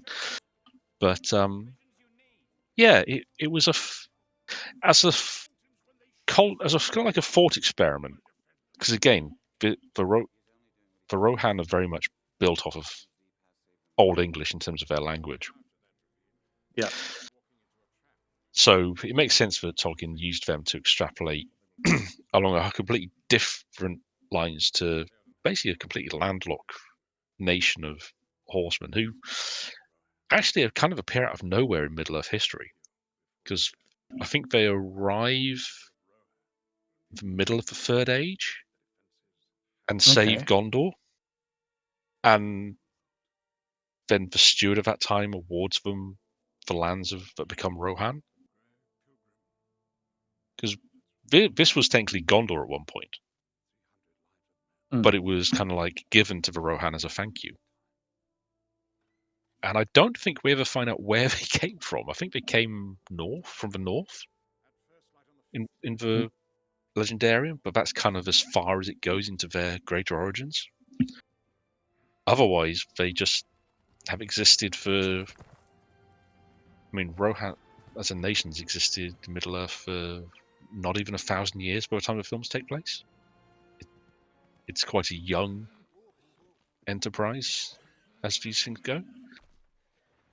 But, it's interesting. I always find things like that fascinating to think on, because it would be really easy to over-explain some things. I like sometimes when you do get a bit of mystery left. So Aragorn, true to form, has found the nastiest, meanest, or most misunderstood horse, and is like, right, that's the one for me.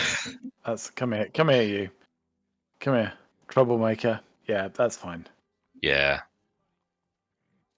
But it's a nice opportunity as well to play into his heritage, because again, they work on this.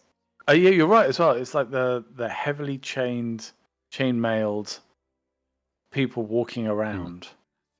Which, by the way, kind of it does. Although you've got like the helmets and stuff and the armor, some of the units definitely feel more recognizably British medieval, and then others have that that Saxon air around it.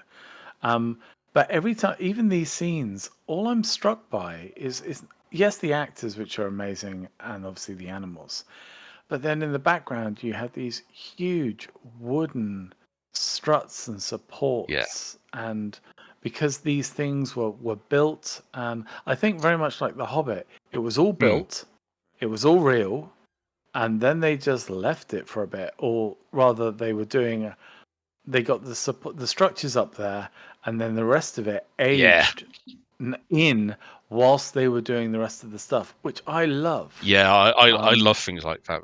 It's the fact that they had the time to do it as well, because you can't always do that because of how long it takes to do, and film is where the adage of time equals money kind of came from.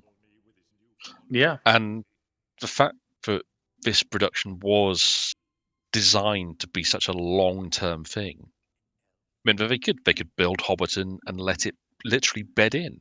They could build all these wooden structures and beautifully made, wonderful carving on almost everything, and give it that time to season, to get that little bit of grind to it that anything real needs to sell it. Because the big fantasy's always, to me, has always been the hardest genre to do right. Because, well, sci-fi you can cheat. Sci-fi you can cheat in so many ways, and use 9 times out of 10 you'll find science fiction films basically use modern kit that has been customized in some way. Yeah. Star Wars is kind of the outlier in that Lucasfilm intentionally made it a long time ago in a galaxy far, far away, so it's all kind of much more bespoke. There's a little bit of the fantasy vibe to most of the clothing in some way, or things are just that little bit off, so that it couldn't have been something that just came off the shelf. But for fantasy, I mean, historical, you have references to work from. Fantasy is always tricky because you're developing it almost entirely whole cloth from scratch. You might have had inspiration, but you have to build everything. You have to make everything. I mean, there's quite a noticeable moment in Fellowship where you can actually see one of the fighting Urukai bound in a log, and he's wearing a trainer.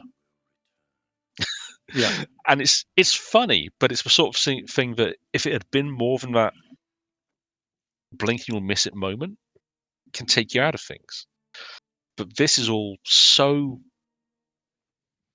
well put together, and they thought about how things work as well. So the Hall of Theoden is not just a hall. They've thought about how the whole thing's laid out in terms of the additional chambers and whatnot, and where tables end up and things. I love it. It's great. I have books covering the production of these films and everything, and I adore them. They're wonderful.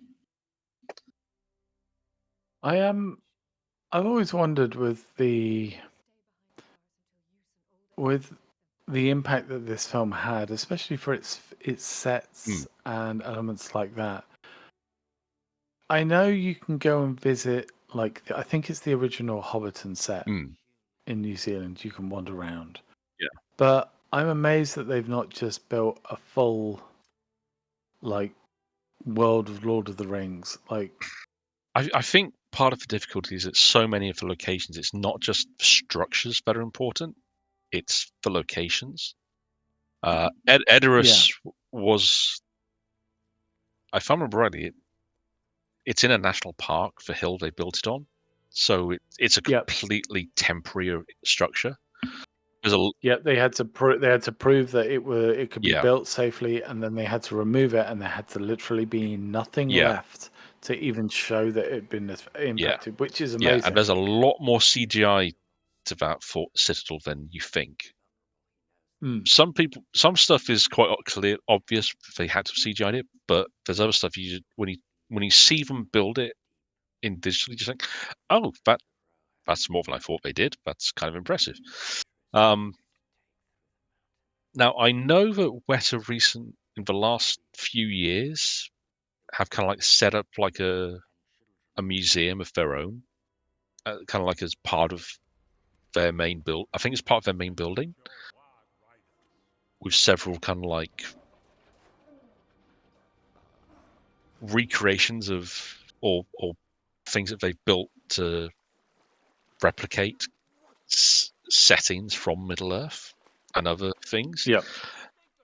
But that's all kind of, like I say, I think that's all in Wellington alongside the main Weta site, effectively. So it's not quite the same vibe. I mean, like I said, I don't disagree with your surprise that they haven't done more. But I mean, even Hobbiton thing, that I don't think was kept in place until after they'd filmed for Hobbit. Okay. I want to say, I could be wrong, but I think that was, yeah, they dismantled it after they finished the pickups for Return of the King. They went back to it when they were shooting for Hobbit, and then the farmer whose field it is decided to keep it. I think he did an agreement to keep it in place as a tourist attraction because he'd had so many people come up in the years between. Because they knew it wasn't a secret where they filmed things. No, they're always open about it. And he kind of saw an opportunity to keep something going on. And I think I'm not sure if it's if it's done alongside the studio or not, or how it was done, but it's I'm sure there were a few different parties. I mean, I imagine like New Zealand tourists and government were probably tied in with, especially because of the amount of importance that's had to tourism and stuff. Yeah.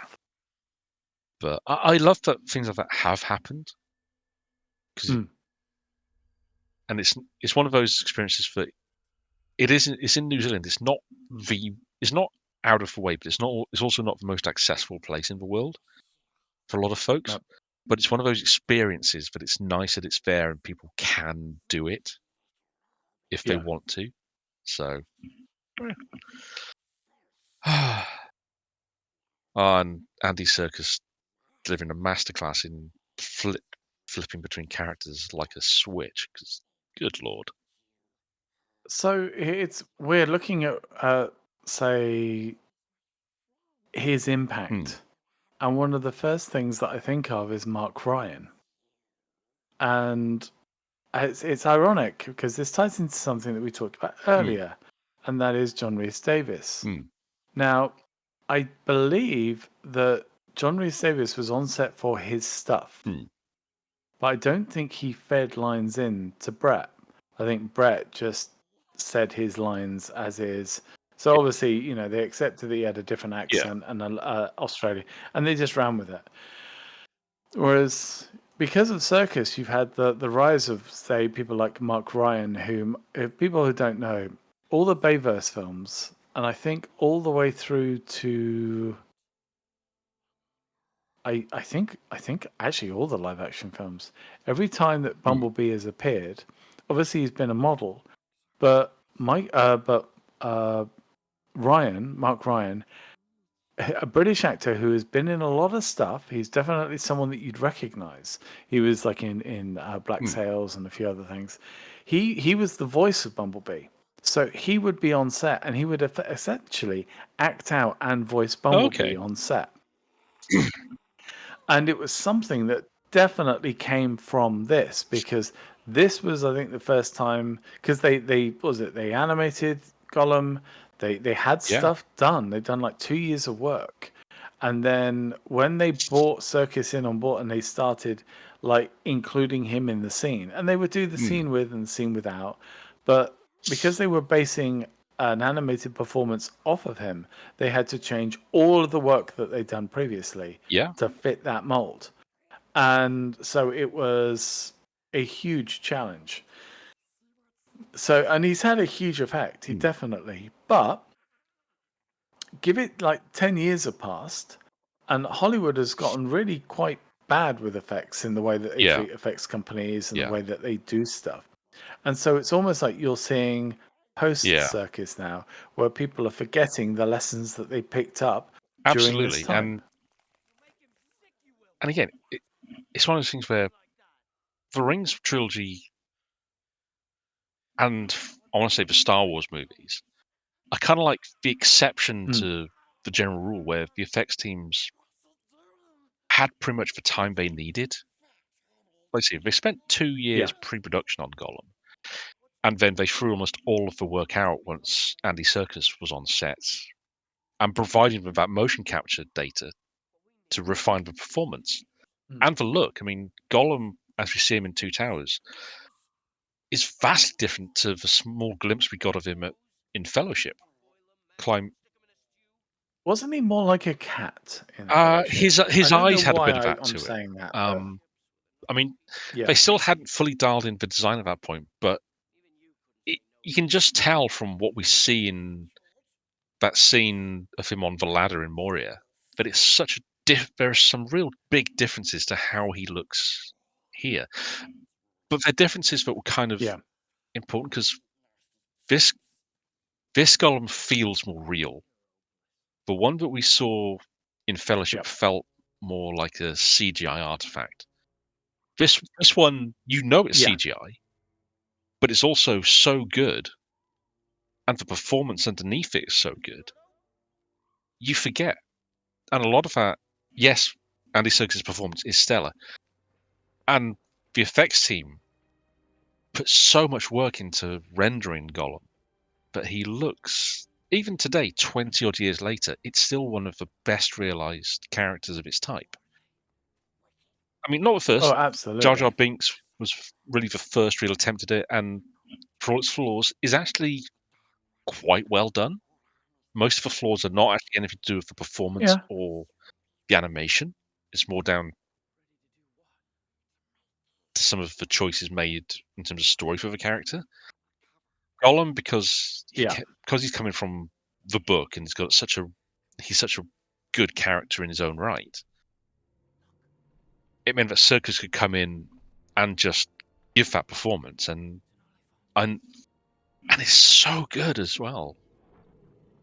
Like you say, it's not something that hasn't been used since. I mean, God, the Planet of the Apes movies wouldn't have been possible without the techniques pioneered with Gollum. And there have been other films likewise. I mean, hell, Marvel, Groot and Rocket Raccoon. There's so much stuff nowadays that you couldn't have done without Rings leading the way and refining a lot of techniques. But you're also right that the turnaround, and because of how much is now done in special effect, in post, effectively,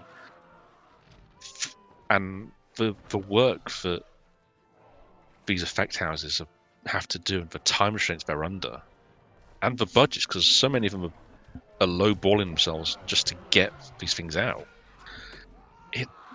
I can't imagine working under that much stress, and it shows when true. some of these films. There's so many films that just needed like an extra, not even a month, maybe at most another 6 for some films. But so many films, if you just had that little extra time, but they can't give it to them because you've got to meet a certain target and release window, and it's heartbreaking because you see so many people from these studios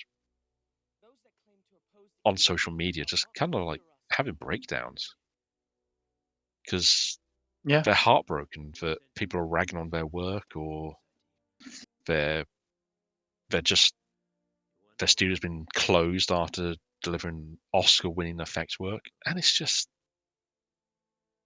you just can't imagine what it must be like to go through that.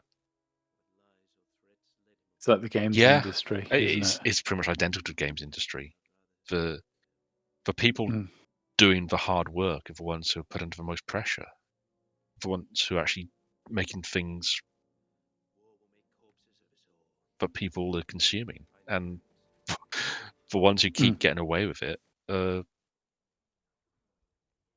the execs who don't seem to suffer any of the pitfalls of their mistakes, which it's a real Yeah, it's shame true. because, I mean, take an example, Arcane. Season 2's just dropped. First 3 Yeah. episodes, I watched them a few days ago. Brilliant, loved it. By all accounts, the 2 seasons combined, not even 20 episodes together, because I think it's three episodes per drop.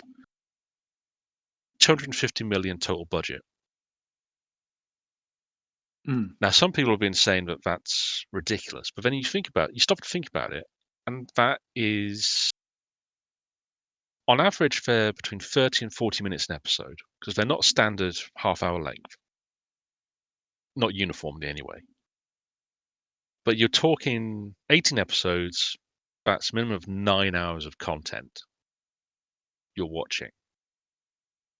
So, for 250 million divided by 9, that's less per episode than say Transformers 1 was budgeted for. That's less than I mean, hell, that's less than most big budget 2-hour blockbusters. 250 million. And if you think about it in purely money to amount of content you're getting, and it's all up on the screen. It's been 2 years since Arcane season 1 dropped. It took them several years to get that season out. This one, I think, has been in development. I think it was in development before season 1 dropped, to be fair. But the quality of what they've put out is exemplary. You cannot criticize the quality of the product, both in terms of it's well written, well acted, and the animation is flawless. It's stylized, but they developed this very distinctive style that they wanted to run with. So it has the occasional onomatopoeic sound appear actually written on the screen, and it's got a very painterly style to it, but it works, and it's gotten all the acclaim in the world, and people adore it. I don't give a crap about League of Legends. I kind of didn't after Arcane. I've still not played a game of it, but I was a bit more interested in the setting because it was so well done. But it's proof that if you give the people, the creators, the time and the resources to do something, they will give you gold back in return. And it's something that so many, I'm not going to say directors, but so many executives in entertainment, both film, TV, gaming, whatever, seem to have forgotten. Because, I mean, you look at what's his name who runs Activision. The amount of money he makes as his salary, and he doesn't do jack shit. He's not one for. He's never been a coder. He got lucky in that he led a buyout of Sierra when it was Activision Sierra when it was part of Vivendi. And by all accounts, that was not a particularly clean acquisition anyway. He did a bit of shady shit to get that deal through. Yeah. Was that Bobby Kotick? And okay. He's purely gotten by on luck, but his studio has produced Call of Duty. That is pretty much what's kept Activision going for 2 decades now. And they really did look into that purely because EA managed to piss off the 2 leads on Medal of Honor, who went off to found Infinity Ward, which led to Call of Duty, and then Activision managed to piss them off and went off and made what's their studio called? But they did Titanfall and Apex and Jedi Survivor and stuff. Yeah. So, which not entirely successful hits all one and all, but still proves that they've got the juice to keep things going. But you see the people who are, I mean, Raven Software, one of my favorite video game studios of all time. They made the Jedi Knight 2 Outcast game and a couple of other bits and pieces over the years. But they've been stuck in the minds of Call of Duty for like a decade and a half now. That's all they do. Same for Treyarch, and there's at least one other studio who Activision have just shackled to the COD work line. And it sells, but it's not doing anything. There's so many other games that die because they've not sold COD numbers, and you just think, well, no one's going to be able to do that. You can't. It's not sustainable. Yeah. I mean, It's it's unrealistic. kind of why the indie space has become so much more interesting in recent years, because, well, a lot of developers have looked at what's in the industry and gone, well, sod this for Game of Soldiers. I'll take my redundancy if I get any, and I'll see what I can do in my own right. But equally, people have just left the industry entirely. Same a lot of people are doing that. Film and TV, and it's been acknowledged that there are these big gaps in the knowledge base that are, as soon as a certain level of people retire, there's no one to fill those gaps, because the people who were trained up or were being trained up to fill those roles, they've left because they don't want to do it anymore, because they're sick of being shat on. And they're sick of being shut on. They're sick of the fact I don't think the pay has changed for a lot of camera roles in the 20 years since I did it, and you just, especially if you're a freelancer as well, even if the pay is relatively good, the fact is you might only be working 2-3 months out of the year in terms of total days, and it doesn't make sense. And it sucks because,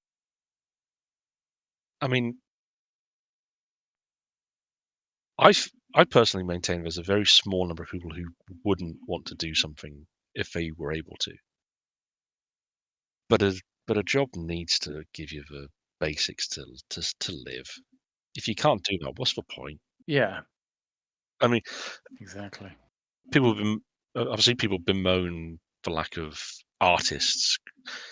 They were like, "Well, Michelangelo did the Sistine Chapel." It's like, yeah, he was paid to do that over decades. Yeah. If you don't like that people aren't creating art anymore, ask your nearest billionaire why the hell they're not diverting all this, why they're not hiring artists to create works of art to display instead of trying to get themselves to the moon or to Mars. Do that. Tell them to stop being Scrooge McDuck on their piles of money and actually use it for something. Well, I don't know. I think in America at the moment, at least a couple of them are going to end up being part of the American government. So they're going to be too busy. But no, this is the thing. If we start on that, we'll be here a lot probably longer. do another 2 hours. So, but we shall call it a show there. We have ended at 1 hour 46, just after Faramir has saved Frodo and Sam and Gollum from a big old mummakill running them over. Yep. We'll pick this up from this point next time. I thoroughly enjoyed this. We've spoken a bit more about the film than we normally do, which is refreshing. I'm genuinely quite shocked. I thought I even added in comments stating, "Look at what's on the screen," because we didn't do that at all during the first film. But no, I like the fact I like the way this is going as well. I like that the slightly shorter bites that we're taking out of this, we can approach in a way that it's just a really nice, like, discussion, and it's covering a lot of stuff, but it's good stuff. So that's cool. I've enjoyed it. yeah. I like talking about and over Lord of the Rings. It's one of my favourite franchises, to be honest. I will make no bones about that. So We can do it for this. I don't think I'd survive The Hobbit. I think that would be the end of me. that's fair. I get that. But if we can get this, I'd love it if we can get this and Return of the King in the can ahead of War of the Rohirrim dropping. That'd be good. We've got about a month to do it, so I think we can do that. Yeah. But on that note, we should call it a show there. So Cool. if you're still listening at this point, thank you so much. It's always appreciated. As ever, please, if you have any feedback, please leave a comment or drop us a message in the Fluffenbusters Discord. And if you have a film you'd like to chat over, please drop me or Adam a bell, and we'll be sure to take a look at it, because I'm always game for chatting with someone about something they enjoy. So I have a sneaking suspicion that maybe one or two more people might start watching this stuff based on what's been released today.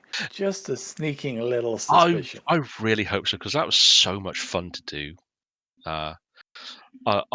If anyone's not aware, today our episode on Predator, where myself and Mr. Gruff were joined by the lovely Snipe, because it felt unfair to do Predator without getting her on after she sang its praises during she and her partner Wib's appearance on the Fluff and Hammer. Yep. And it was brilliant. It was so much fun. And I just love talking about a film with someone who loves that film. It's great. I cannot wait for the King Willie Appreciation Society, aka Predator 2. Hey, I have got it in my mind. I would love to do the entire Predator series, because there are things to say about all of those movies. There are. I'm not going to argue that. They're not always most flattering, but if we stick to the mainline Predator films, then it's actually not as bad as some people might think. No, the hit ratio. So yeah, it's not. It could be worse. Yeah, Cool. I mean, it's not AVP2 Requiem, so no. But on that note, yes. Thank you very much, everyone, and bye-bye. Bye.